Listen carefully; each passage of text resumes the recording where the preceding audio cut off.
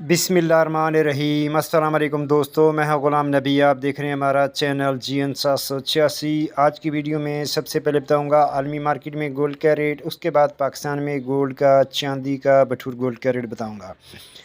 पहले बात करते हैं आलमी मार्केट की। आलमी मार्केट में इस वक्त जो गोल्ड का रेट है वो $2632 फ़ी औंस पे मार्केट है और एक औंस का वजन होता है 31 ग्राम 100 मिली। अब दोस्तों यहाँ बात कर लेते हैं local Liberty Market Gulberg 3 Lahore Pakistan. दोस्तों आज तारीख है 6 जनवरी 2024। इंटरबैंक की बात करें तो आज इंटरबैंक में डॉलर के रेट 278.50 है।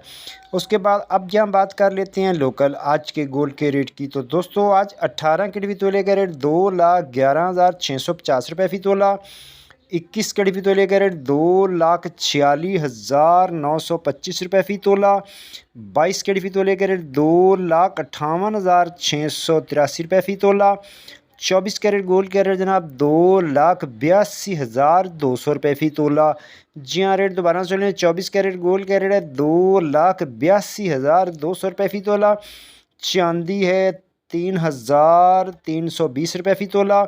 बटूर का रेट 2,79,200 में सेल है और बटूर की वापसी खरीदारी 2,78,200 रुपये फ़ी तोला।